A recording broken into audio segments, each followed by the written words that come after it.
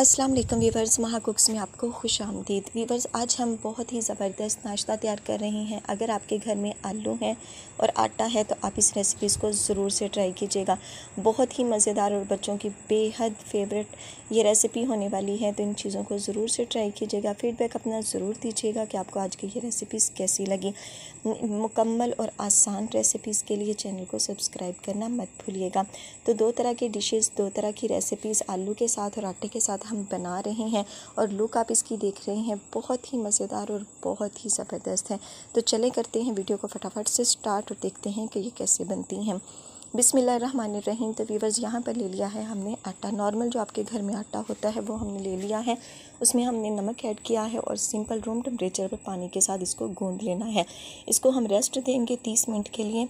यहाँ पर हमने जो आलू हैं उसको बॉईल करके इस तरह फोक की मदद से मैश कर लिया है। अब हमने इसके अंदर सब्ज़ मिर्चों का पेस्ट शामिल करना है। ये है मेरे पास 2 टेबलस्पून भर के, और 2 अदद बड़े साइज़ के प्याज थे। इनको हमने इस तरह पेस्ट बना के इसका जो पानी है वो सारा अच्छी तरह से निचोड़ के इसके अंदर ऐड कर दिया है।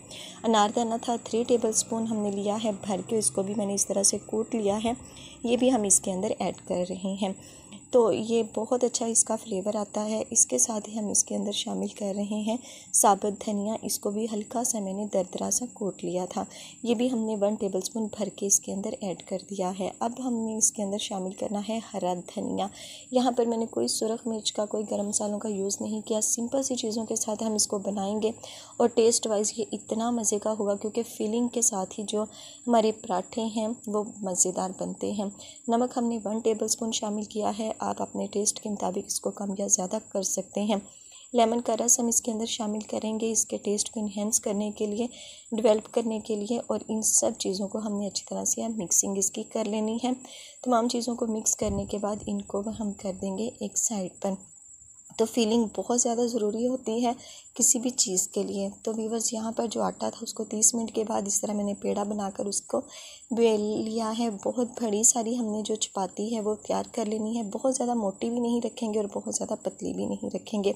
और इसके ऊपर जो हमने मटेरियल बनाया था आलू का, वो हमने इसके ऊपर फैला देना है। याद रखिएगा, लेयर इसकी बहुत पतली वाली यानी बारीक वाली आपने बनानी है, ज़्यादा मोटी नहीं हमने करनी, वरना ये अंदर से कच्चे रह जाएंगे और फिर वो टेस्ट नहीं आएगा। तो इस तरह से हमने सारा फैलाने के बाद इसको रोल कर लेना है। तो ये देखिए, हाथों की मदद से बहुत आसानी से ये रोल हो रहा है।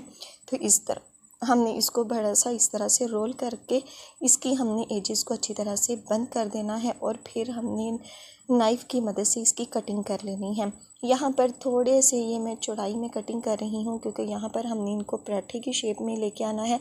तो इसलिए अगर हमारे पास ज़्यादा बड़ा पेड़ा होगा तो वो पराठा उसका ज़्यादा अच्छा बनेगा।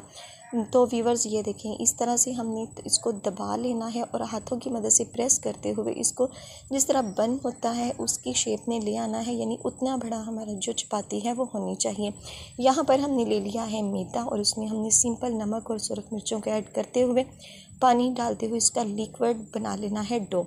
और उस लिक्विड डो में हमने पराठे को ऐड करते हुए घी के अंदर शामिल कर देना है। आप ऑयल भी यूज़ कर सकते हैं, लेकिन यहाँ मैं इसको घी में फ्राई करूँगी।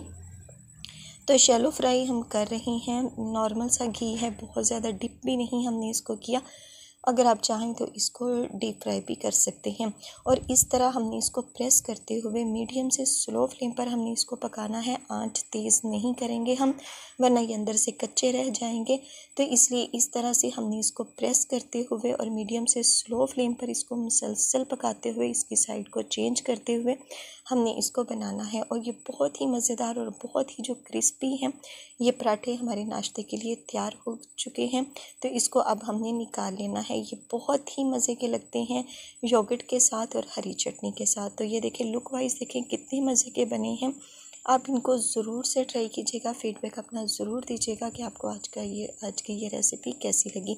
और दूसरे तरीके में हमने उन्हीं जो आटा था उसको पतले वाला कटिंग करते हुए उसी तरह मैदे में डिप करते हुए इस तरह कचौरी की शेप में ले आना है।